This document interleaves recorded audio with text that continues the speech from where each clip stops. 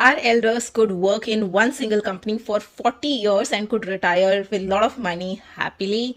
Well, that's not the reality anymore, and that required extreme amount of loyalty from both parties, from company as well as from the employee. But today loyalty is a big question mark from both the parties. And even if as an employee you are committed, you love your job, you love your company, and you have all the plans to stay in that one single company till your retirement, still it's not a guarantee that you will be included in the next month pay cycle. That's not the criteria. Your commitment, your loyalty is not the criteria for you to get the next month's salary. But why? What has changed? What has changed in these companies and the job markets? To understand the change and to understand what you can possibly do to design your career in the best possible way, keep watching. First, let's start with what has changed. And the number one change is the immediate result expectation. These days, companies, your manager expects instant results. You joined any company and within 3 months, if you're not rocking, if you're not generating revenue, if you're not profitable to the company, there is no place for you in the company and you will be asked to leave. That wasn't the case with our elders. No matter how they performed, no matter how good or bad they were, their jobs were intact. Nobody was asking them to leave until unless someone did some terrible crime. Number two, companies trying different markets and different projects. These days, companies are not afraid to venture into that new technology which has just hit the market, or to capture a new project which is totally different from what they were doing so far. Companies these days are all out there to take risk and to see what is there for them to take profit from. This wasn't the case with our elders. Companies were stable, they were doing one single business and they were known for that business. There wasn't much diversification. While in today's times, companies are trying these different projects, and if any of that project doesn't work out, company will very easily lay off the employees they hired for that particular project or that new technology. Number three, taking the hiring and firing decision too soon. Remember the days, old gold days, where one government vacancy would take like a year or 2 years to fill, from the advertisement of the position to actually someone joining there. It would take years, at least 1 or 2 years I've seen. Nowadays, it's not so. I mean, the hiring, firing decisions happens like that. A manager felt that there's a shortage of staff, there will be a new requisition open. The moment company felt that you are not generating any revenue, you are not profitable for the company, in 3 months, you will be asked to leave. So I think this quick decision making is also a factor in that. And this brings to our next point, which is empowerment in wrong hands. It's no secret that there's a great manager behind every team's success, but what is little known is that a naive manager can actually ruin things for the employee and for the company as well. When the company is really busy retaining the new candidates by giving them counter offers with higher salary, all that package, a naive and inexperienced manager will actually not think twice before firing someone or before hiring someone. Today, if they feel that they have a lot of workload, they'll quickly jump to the HR team and discuss that how they need to hire somebody really quick. They do not spend time actually analyzing that they truly need a person for the next 3 months. Will this workload will be there for the next 3 months or for the entire year or for the next 2 years? That is the real calculation one needs to do before they hire somebody, because it's okay that workload is there today. What if that workload is not there after 3 months? What the new person will do after 3 months? These managers just take decision basis whatever the current scenario is, and after 3 months when there is no work, they will shamelessly tell that there is no work, the position is dissolved, you may leave. So such managers actually fails everybody. They fail the team, the employee, the company, even the HR. So I really feel in today's time, people are getting promoted to manager's position even before they are capable of it. In earlier times, it wasn't so. To reach a manager position, you would have to go through a rigorous experience or a rigorous recruiting process. Either ways, in both the process, you would learn so much across the way that you would be capable of handling such decisions. Next reason on the list is the westernized culture.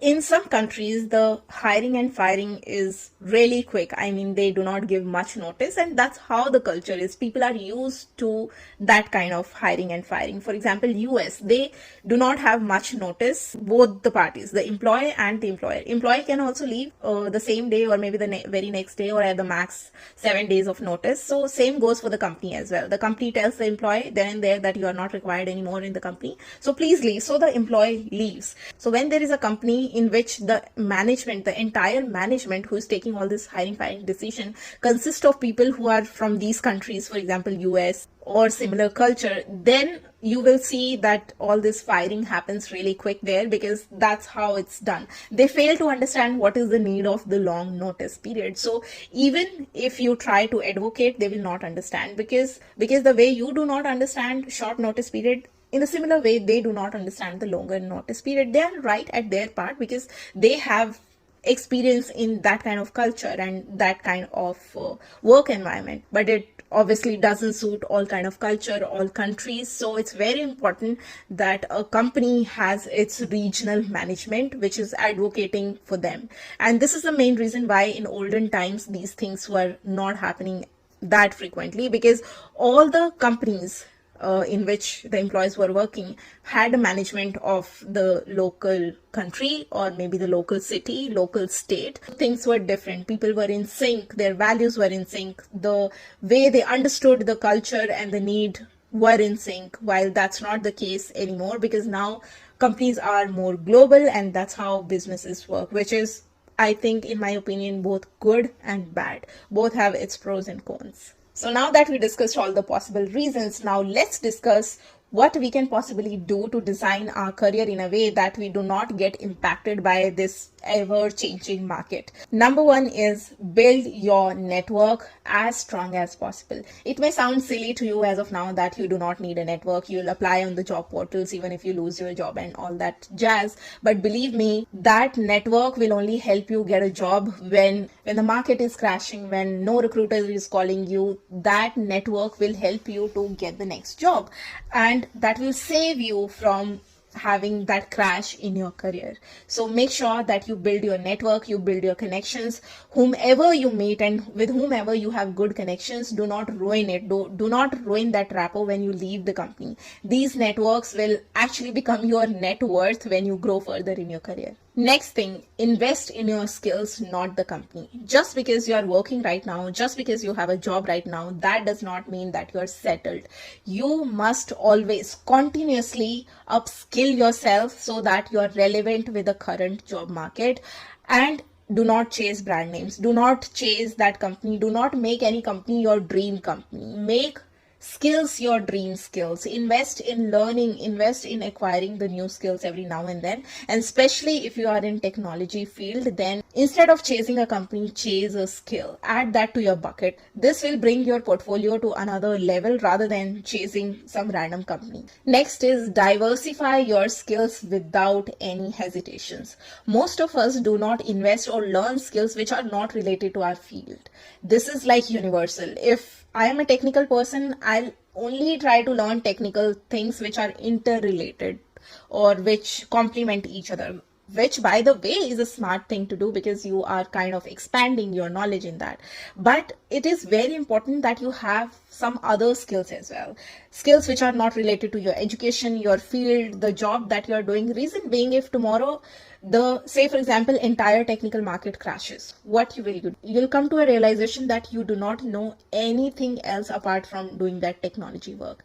So do not limit yourself in a box. As a human being, we are inherently interested in various different things. So try to find your other interest as well and give them some focus and time so that they can grow, and then you can enhance your skills in those interest areas as well. Next is do not label any work or job good or bad. As in, you shouldn't feel ashamed in doing a certain job or work that is bringing financial stability to you. And why this is important? Because if you lose your mainstream income, if you lose your job tomorrow and you have to do some other work, you'll not be able to do it because you have already labeled that work as bad, and that is something that doesn't suit your personality or doesn't suit your lifestyle. Do not get caught up into all those labels. Those labels will make your life difficult, and even if there is an opportunity knocking at your door, you will not take it. Why? Because it is from that label, it doesn't suit your personality. And if you're worried about Varsha, it's not my belief, it's what other people will say about it. See, when you are financially not stable, when you're going through hard time, those people will not come to help you, those people will not give you money so that you can come back on track. So do not worry about what they believe. You will have to take care of your family and their financial stability. You will have to look after their needs. So forget about those people and just pretend dumb to all those assumptions, all those notions and remarks, whatever. If it feels good to you, just do it. And you yourself do not put any label on any kind of job or work, because you do not know tomorrow where life takes you. Next is, do not be afraid to switch careers, or I should say career fields. The idea of starting and retiring from one single line of career or a career field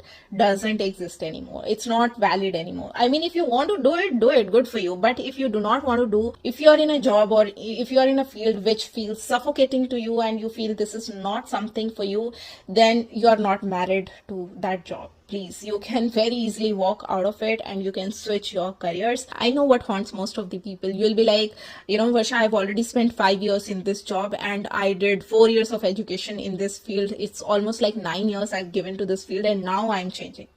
Hello, my dear friend, it's 9 years. Still, you have 30 more years to work. So decide wisely whether you want to spend rest of your 30 years cribbing like this and doing the job, or you want to spend your rest 30 years peacefully.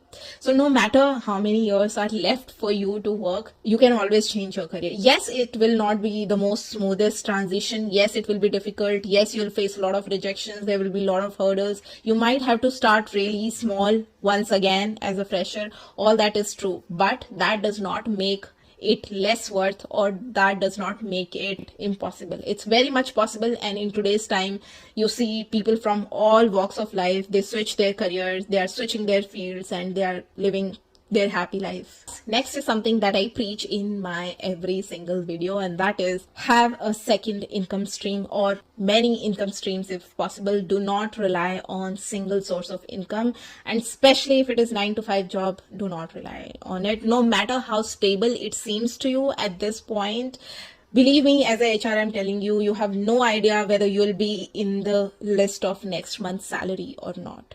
So do not ever rely on single source of income. If you do not have anything in pipeline, start building your parallel incomes from now only. No matter how big or small they are, it doesn't matter at this point. You have to start. They can grow when time comes for them to grow. But as of now, just start.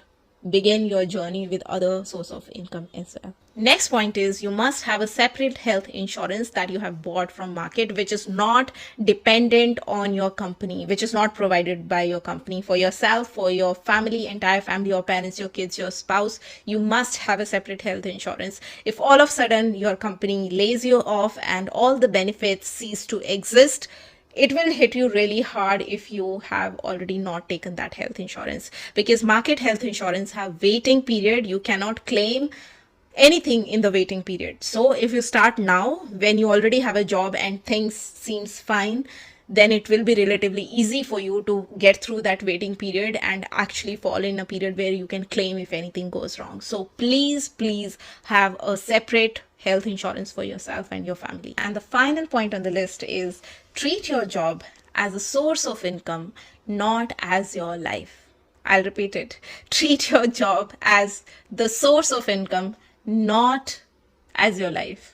Most of us design our entire life around that one single job. And then when that job doesn't exist anymore, we do not know what to do with our life. We fall into mental illness, we fall into depression, anxiety, health issues. We just end up being such a terrible human being that we do not do justice to ourselves, the life that God gave us, and the life that God gave to our entire family. We become a total mess in those scenarios. And believe me guys, if you have designed your life entirely around a job, that is bound to happen, because your job is not loyal to you. Your employer will kick you out the moment it feels that you are not profitable to the company. So it's very important that you have your own life outside of that job as well. Do not give your 24 hours to that job. If it is an 8-hour job, just give 8 hours. If it is a 9-hour job, give that many hours. And rest should be your personal life, your holistic life out of that job. This life should be so rich that even if that job doesn't exist, you should be able to take it. So much so that you do not feel that speed breaker at all. You will be like, if this is not working out, I'll find something else. And you go out there with confidence and find something else. So that was it, guys. I hope you understood what are the reasons why traditional career path doesn't work anymore, and what you have to really do to make a solid career plan. So here is a quick summary of the entire video, the reasons and what you have to actually do. I really hope you found this conversation helpful. If you have any questions or any suggestions of video topics on which you want me to talk about in future, then make sure that you leave them in the comment section down below. And with that, I'm signing off. You keep on watching more content on the Corporate Diaries to be corporate ready, and I will see you in my next video. Till then, stay safe and healthy. Take care. Bye.